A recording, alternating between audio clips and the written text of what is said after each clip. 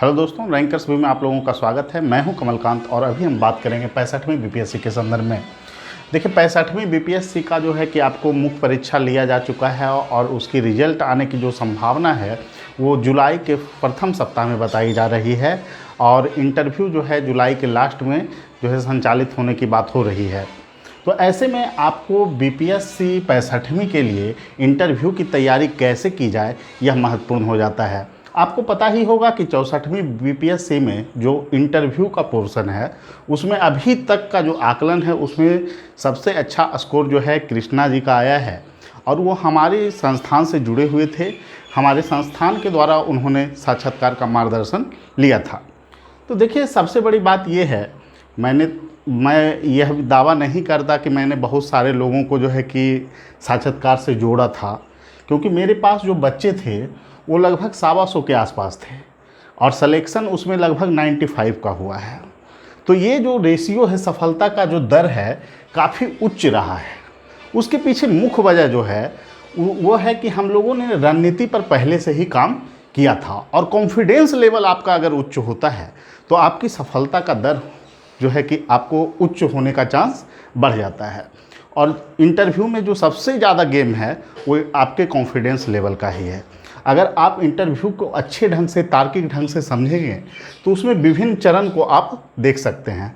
पहला जो है परंपरागत प्रश्न जो आपको पूछे जाएंगे, उसमें जो है कि आपको अभ्यर्थी पर आधारित प्रश्न, इसमें किस प्रकार के प्रश्न हो सकते हैं। तो इसमें आपको पूछा जा सकता है कि आप अपने परिवार में कुल कितने सदस्य हैं। तो उसमें न्यूक्लियर फैमिली से संबंधित प्रश्न पूछे जा सकते हैं, बड़े परिवार से के संदर्भ में प्रश्न पूछे जा सकते हैं, उनकी समस्या के संदर्भ में प्रश्न पूछे जा सकते हैं। तो ये अभ्यर्थी पर आधारित प्रश्न के अंतर्गत आता है। अब यहाँ पर अभ्यर्थी के अंतर्गत प्रश्न में और भी मुद्दे हो सकते हैं। आपके अंक जो है किस तरह के रहे हैं, ये भी आपको तैयार करके जाना है। मैट्रिक में कैसे अंक आपके रहे, ग्रेजुएशन में कैसे अंक रहे, हो सकता है उससे संदर्भ में प्रश्न पूछे जाएं। शुरुआती दौर में 64वीं बीपीएससी में ये प्रश्न नहीं पूछा जा रहा था, लेकिन बाद में देखा गया कि ये प्रश्न पूछा जा रहा है। जब उनका प्रश्न सॉर्ट हुआ तो इन पोर्शन पर भी उन्होंने प्रश्न करना शुरू कर दिया। तो इसको आप नज़रअंदाज नहीं कीजिएगा। और दूसरा नंबर बात है, अभ्यर्थी आधारित प्रश्न में और भी कौन कौन से प्रश्न पूछे जा सकते हैं। तो इसमें देखिए, अभ्यर्थी से आधारित प्रश्न में और भी प्रश्न है कि अगर वो जॉब से जुड़ा हुआ है, कोई जॉब कर रहा है, तो जॉब से अगर जुड़ा हुआ है तो जॉब फील्ड से प्रश्न पूछे जाने की प्रवृत्ति बहुत ज़्यादा देखी गई है। कोई तकनीकी फील्ड से आया है तो उसके संदर्भ में प्रश्न पूछने की प्रवृत्ति रही है। इंजीनियरिंग बैकग्राउंड से है तो उसको अलग से प्रश्न पूछने की प्रवृत्ति रही है। और जॉब होल्डर हैं तो शिक्षा के क्षेत्र में है तो शिक्षा नीति पर उनको जो है कि प्रश्न पूछा गया, क्या समस्या है, क्या सकारात्मक पक्ष हैं। रेलवे में है तो रेलवे का निजीकरण सही है कि गलत है। आप अगर बैंकिंग सेक्टर में हैं तो बैंकिंग से जुड़े हुए प्रश्न पूछे गए। तो ये प्रश्न जो है संख्या इसकी भी रही है और लगभग ये अभ्यर्थी पर आधारित प्रश्न जो है कि 20% के आसपास रहा है। और ये प्रश्न काफ़ी निर्णायक होता है दोस्तों, और ये प्रश्न पर आपको तैयारी करनी होगी। और इसीलिए मैंने कहा है कि देखिए, इंटरव्यू की अगर कोई गारंटी ले सकता है आपको सिलेक्शन दिलाने का तो वो सिर्फ आप हैं। कोई इंस्टीट्यूट आपको सिलेक्शन नहीं दिला सकती है। मैं शुरुआत दिन से ही कहते आया हूँ, 64वीं में कहते आया हूँ, 65वीं में, और मेरा विगत जो है कई वर्षों से अनुभव है। मैं जिस दौरान तैयारी कर रहा था, मेरे कई मित्र हमसे जो है कि इंटरव्यू लेते थे आपस में और उसमें सफलता दर बहुत उच्च थी। सभी लोग लगभग सेलेक्ट हुए हैं। तो ये कहना कि जो है कि आप कोचिंग इंस्टीट्यूट में नए आए हैं, ये आए हैं, ये सब दावे खोखले हैं। और आपको भी पता चल गया होगा कि क्या सफलता दर रही है। और कुछ इंस्टीट्यूट हैं जो 1400 स्टूडेंट का इंटरव्यू लेने का वादा कर रहे थे, कि दावा किए थे कि 1400 लोगों का हमने इंटरव्यू लिया और उनका सिलेक्शन 237 के आसपास बताया गया।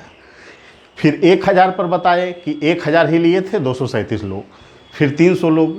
तो ये दावे चलते रहते हैं, इस पर बहुत ज़्यादा टीका टिप्पणी की ज़रूरत नहीं है और इसको एक सीमा के रूप में ही देखा जाना चाहिए।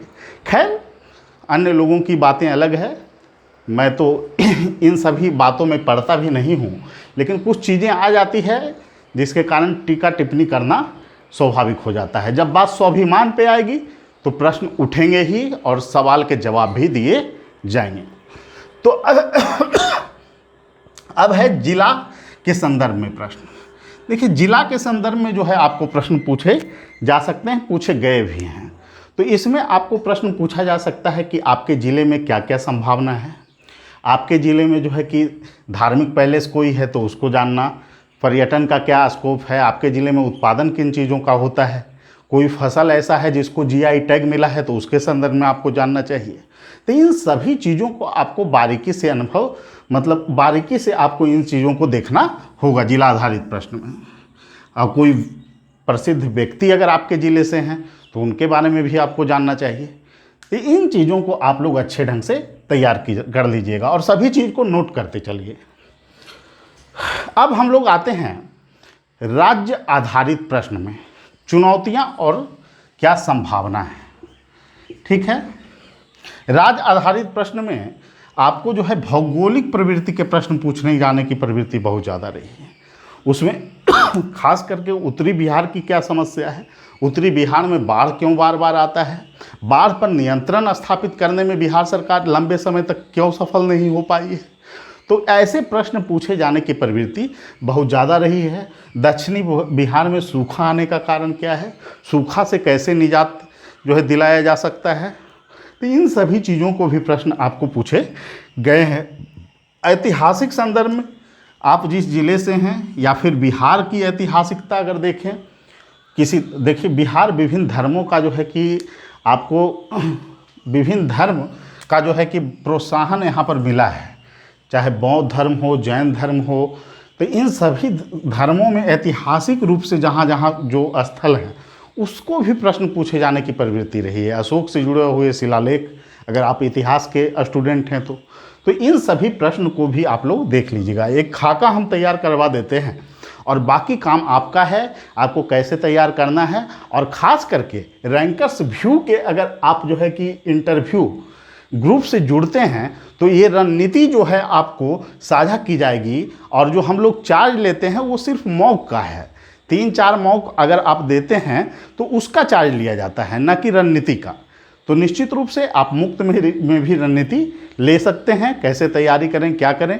लेकिन 3-4 मॉक अगर आप दीजिएगा तो आपका कॉन्फिडेंस लेवल का भी उच्च हो जाएगा, जो कि सिलेक्शन में निर्णायक होता है। और ये मैंने अनुभव भी किया है। कम से कम 3-4 मॉक जरूरी हैं आपकी सफलता के लिए। और कुछ लोग कहते हैं कि ऐसे भी सर हम हो जाते हैं, तो आपस में मित्र के साथ भी आप कर सकते हैं। वो इन्वायरमेंट होना चाहिए उस ढंग का। और जो अनुभवी लोग हैं उनसे आप अगर मार्गदर्शन लेते हैं तो उसका कहीं ना कहीं फ़ायदा होगा, ये मेरा भी मानना है। फिर आप आइए आर्थिक मुद्दों पे। देखिए, आर्थिक मुद्दों पे जो संकेंद्रण है बिहार में सबसे ज़्यादा बोर्ड का पूछने का, तो एग्रीकल्चर से लेकर है। और एग्रीकल्चर में क्या क्या संभावनाएं हैं ग्रामीण क्षेत्रों में, और उसका जो फोकस बिंदु होता है वो ग्रामीण क्षेत्र होता है। क्या समस्या है, पिछड़ापन की समस्या कैसे है, कृषि के आय को कैसे दुगना कर देंगे बिहार में। तो इन सभी से जुड़े हुए प्रश्न भी आपको पूछे जा सकते हैं। तो इसको आप लोग अच्छे ढंग से देख लीजिएगा।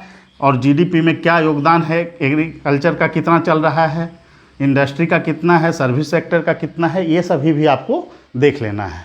उद्योग में क्या क्या स्कोप हो सकता है बिहार में, इसको भी आप लोगों को देखना है। उद्योग में किसकी भागीदारी है, कौन कौन से उद्योग हैं, अगर आपके क्षेत्र में कोई उद्योग है तो उसके बारे में आपको जानना चाहिए। सर्विस सेक्टर का इम्पोर्टेंस बहुत ज़्यादा है।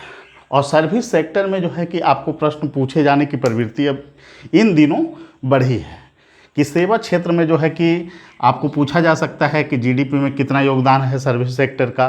पर्यटन के लिए कौन कौन से क्षेत्र बिहार में जो है कि आप जो है कि अगर बनते हैं अधिकारी तो विकास करना चाहेंगे किन किन क्षेत्रों का। तो ये प्रश्न, इन तरह के प्रश्न पूछने की प्रवृत्ति जो है कि देखी जा रही है बीपीएससी में। फिर आ जाते हैं राज्य, राष्ट्रीय और अंतर्राष्ट्रीय प्रवृत्ति के प्रश्न। ये प्रश्न आपको समसामयिकी मुद्दे जो है खास करके राज्य आधारित, राष्ट्रीय मुद्दे आधारित, अंतर्राष्ट्रीय मुद्दे, और ये समसामयिकी प्रवृत्ति के प्रश्न पूछे जाने की संभावना है। और इसकी तैयारी आप जो है पिछले 2-3 महीने के जो है कि न्यूज़पेपर अगर आप पढ़ लेते हैं तो आप आसानी से इसकी तैयारी कर ले जाएंगे। ठीक है, उनकी चर्चा में जो मुद्दे रहे हैं उनको देख लेना है। अभी कोरोना का बहुत ज़्यादा प्रभाव देखा गया, और सबसे ज़्यादा प्रभाव जो है कि कोरोना का जो दूसरा चक्र है उसमें इंडिया में ही देखा गया है। तो इसके संदर्भ में भी प्रश्न, वैक्सीन के संदर्भ में प्रश्न आपको पूछे जा सकते हैं। वैक्सीन कौन कौन सी कंपनियां इसमें इन्वॉल्व है, इसके संदर्भ में आपको प्रश्न पूछे जा सकते हैं। तो इन सभी चीज़ों को भी आपको तैयार करना होगा अच्छे ढंग से। फिर आ जाते हैं विषय आधारित प्रश्न। देखिए, विषय आधारित प्रश्न में आपको दोनों विषय तैयार करने होंगे, एक जो आप वैकल्पिक विषय लिए हैं और एक स्नातक का जो आपको विषय रहा है। तो इन दोनों को भी अच्छे ढंग से आपको समग्रता से तैयार करना चाहिए। और ये नहीं है कि हर एक चीज़ों को उसका देखना है, उन चीज़ों को देखना है जो अनुप्रयोग पर आधारित हो, जिसका आपको जो है कि ज़्यादातर यूटिलाइज होता है। ठीक है, उन्हीं चीज़ों को यहाँ पे आपको देखना है। प्रशासन, लोक प्रशासन है आपका, तो नौकरशाही के संदर्भ में आपको जानना चाहिए कि नौकरशाही कैसे काम करती है वर्तमान में। फिर आपको जो है कि नीति निर्णयन क्या है, फिर उसके बाद संचार क्या है, ये सभी जो प्रश्न हैं। फिर जो है कि आपको कैसे केंद्र राज्य संबंध से जुड़ा हुआ प्रश्न उनको पूछा जा सकता है, पॉलिसी मेकिंग से जोड़कर प्रश्न पूछा जा सकता है। इतिहास के लड़के हैं तो उनको जो है कि अकबर क्यों महान था, औरंगजेब और अकबर का जो है तुलनात्मक विश्लेषण, इन सभी चीज़ों से प्रश्न पूछे जा सकते हैं। त्रिपुरी संकट से प्रश्न पूछे गए हैं, बलबन के संदर्भ में प्रश्न, बलबन की नीतियों के संदर्भ में प्रश्न पूछे गए हैं। तो ऐसे प्रश्न आपको पूछे जाते हैं। अम्बेडकर के दृष्टिकोण, नेहरू के दृष्टिकोण, तो आपको पूरी प्रक्रिया बताई जाएगी कैसे क्या तैयार करना है विभिन्न विषयों में, और कौन कौन से प्रश्न महत्वपूर्ण हो सकते हैं। इस पर भी हमारी टीम का बहुत ज़्यादा फोकस रहा था। फिर अब आ जाते हैं प्रशासन पर आधारित प्रश्न। देखिए, ये बहुत ज़्यादा निर्णय करता है। ये लगभग जो है कि आपको 15 से 20% जो अंक का निर्धारण है वो प्रशासन के संदर्भ में जो प्रश्न हैं वो ही कर देते हैं।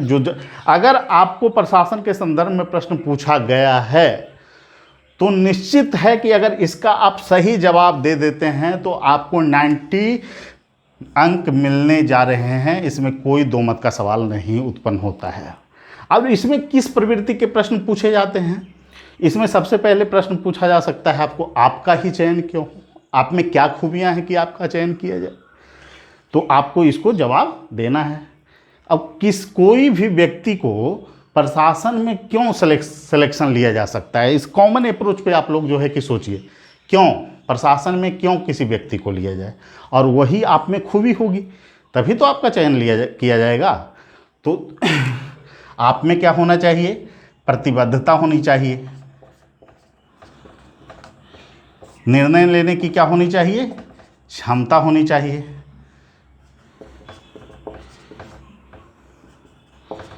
फिर आप में क्या होना चाहिए?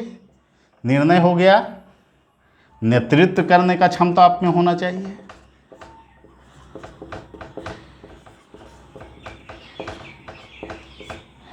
और फिर क्या होना चाहिए? आपको जनसहभागी होना चाहिए। इन सभी चीज़ों को देखिए, दो चीज़ को ऊपर आप रखिएगा, निर्णय लेने की क्षमता और नेतृत्व करने की क्षमता। ठीक है, इन सभी गुणों को आप अगर रखते हैं तो ये माना जाएगा कि जो इंटरव्यू दे रहा है वो कहीं ना कहीं प्रशासन के संदर्भ में कौशल प्राप्त व्यक्ति है और उसको अच्छे अंक मिलेंगे। प्रशासक के गुण क्या क्या होने चाहिए, एक अच्छे प्रशासक में क्या क्या गुण, तो वही बात हो गया, इसी को आपको बोल देना है। प्रशासन को कैसा होना चाहिए, ये भी प्रश्न बहुत ज़्यादा पूछा जाता है। तो देखिए, प्रशासन को स्मार्ट होना चाहिए। स्मार्ट का मतलब क्या हो गया? यस से हो गया सिंपल, मतलब सरल होना चाहिए प्रशासन को। यम से हो गया मोरल, मतलब नैतिक होना चाहिए प्रशासन को। ए से हो गया अकाउंटेबल, मतलब उत्तरदायी होना चाहिए प्रशासन को। आर से हो गया रिस्पॉन्सिबल, मतलब संवेदनशील होना चाहिए प्रशासन को। और टी से हो गया ट्रांसपेरेंसी, मतलब पारदर्शी होना चाहिए प्रशासन को। इसके अलावे आपको प्रशासन से और प्रश्न क्या हो सकते हैं? आपको सीओ बना दिया जाए तो आप कैसे काम करेंगे? अगर आपका अधीनस्थ जो है भ्रष्ट है तो आप उस पर कैसे नियंत्रण करेंगे? अगर कहीं पे दंगा हो जाता है, आप जो है कि वहाँ पर एसडीएम के रूप में तैनात हैं, तो आपकी क्या नीति होगी, क्या आप कार्रवाई कीजिएगा तुरंत? तो इन प्रवृत्ति के प्रश्न आपको पूछे जा सकते हैं, जिसकी तैयारी हम लोग अच्छे ढंग से आपको करवाएंगे। तो देखिए, सफलता का इनडायरेक्टली राज यही है। मैं ये नहीं कह रहा कि मैं बहुत ज़्यादा पढ़ा देता हूँ या फिर मेरे बच्चे जो है कि मेरे मौक से, मनमोहक अंदाज से जो है प्रेरित होकर नंबर ज़्यादा ले आते हैं। ये कोई बातें नहीं हैं, और जो संस्थान जो दावा करे उस पे मैं कुछ नहीं कहना चाहूँगा। मैं एक ही बात आपसे कहना चाहूँगा कि अगर आपको सफलता का कोई गारंटी दिला सकता है तो वो सिर्फ आप हैं। ठीक है, अब हम चलते हैं। इसके अलावे और भी प्रश्न आपको पूछे जाते हैं जो आपको है इसी का पार्ट आपको मान लेना चाहिए। अभ्यर्थी पर आधारित मतलब उसका क्या आइडियोलॉजी है, उसी से जोड़कर, जैसे कि आपके आदर्श व्यक्ति कौन है। आदर्श व्यक्ति आपकी हॉबी के संदर्भ में पूछा जा सकता है। आपकी हॉबी क्या है? आदर्श व्यक्ति हो गया, हॉबी हो गया, आपसे पूछा जा सकता है। तो हॉबी जनरली वही पसंद कीजिएगा जिसमें आपको रुचि रहेगा, और जो रुचि है आप में, ठीक है, उसके संदर्भ में आपको जानना चाहिए अच्छे ढंग से। और आदर्श व्यक्ति भी वही चुनिएगा जिसके संदर्भ में आपको जानकारी हो। जैसे आदर्श व्यक्ति हम चुन लिए अब्दुल कलाम को, और अब्दुल कलाम की 3 रचना अगर पूछी जा रही है और उसको हम नहीं बता पा रहे हैं, तो हमें जो है कि अच्छे अंक क्यों दिए जाएं? ये प्रश्न तो उभरेगा ना। तो इन सभी चीज़ों को आप लोगों को अच्छे ढंग से तैयार कर लेना है। तो ठीक है, रैंकर्स व्यू का जो है कि इंटरव्यू सेक्शन जो है चलेगा, और तैयारी भी करवाई जा रही है। और हमारा जो व्हाट्सअप नंबर है इस पे आप संपर्क कर सकते हैं 7004291557 पे। तो ये पहला जो है कि आपको सिर्फ फ्रेमवर्क पे हम बात किए हैं, और आगे विभिन्न तरह के जॉब से जुड़े हुए व्यक्ति होंगे तो उनके संदर्भ में अलग अलग जो है कि लेना पड़ेगा कि क्या क्या संदर्भ में कोई प्रश्न पूछे जा सकते हैं। तो वो सभी चलता रहेगा, और ग्रुप में भी चीज़ें चलती रहेगी। और निश्चित रूप से हमारी संस्था से अगर आप जुड़ते हैं तो उच्च सफलता दर का प्रेशर हम पे रहेगा कि कैसे हम अपने बच्चे को सफल कराएं। हमको बहुत ज़्यादा लड़कों की ज़रूरत नहीं है कि हम भीड़ इकट्ठा करें। हमको जो है सबसे टॉप जो है कि यहाँ बिहार का जो है संस्थान के रूप में उभरना है, कि मतलब भीड़ सबसे ज़्यादा बीपीएससी का कौन जुटा लिया। ये हमको नहीं करना है। हमको चाहिए सिलेक्शन, उच्च सफलता दर। जो बच्चे हमारे पास हैं उनको हम कैसे बेहतर अंक दिला पाएँ, इस पे हमको काम करना है। और उनकी प्रतिबद्धता को सुनिश्चित करना, उनको एक अच्छे ढंग से जो है कि उनको अंक दिला पाना हमारी जो है कि प्रतिबद्धता इस क्षेत्र में रहती है। और ख़ास करके देखिए, इंटरव्यू का अंक क्यों निर्णायक है दोस्तों। सबसे बड़ी बात यह है कि इंटरव्यू में अगर देखिएगा जनरल का जो अंक है, उनको अगर 89 अंक मिलेंगे तो वो सिलेक्शन पा लेंगे। तो ऐसे में ज़रूरी है कि हमारी कोशिश होनी चाहिए कि 90 से प्लस अंक उनको हम दिलाएं, 90 या 90 से प्लस। तो 90 से प्लस तो एक अपवाद इस बार के हैं कृष्णा जी, और ख़ास करके हम लोग के संस्थान से जुड़े हुए हैं, ये हम लोगों के लिए गर्व की बात है। और बहुत सारे लोग 90 भी लाए हैं, और अन्य भी अच्छे अंक हैं, 87 हैं, 84 हैं, 83 हैं, 80 हैं। तो ये सभी अच्छे अंक ही माने जाएंगे। तो निश्चित रूप से आप जो है कि अब अगले वीडियो में हम मिलेंगे, और इंटरव्यू की श्रृंखला का अगला चरण भी चलते रहेगा, और बराबर संवाद आपको होते रहेगा। सभी लोगों को शुभकामना। फिर मिलेंगे अगले वीडियो में।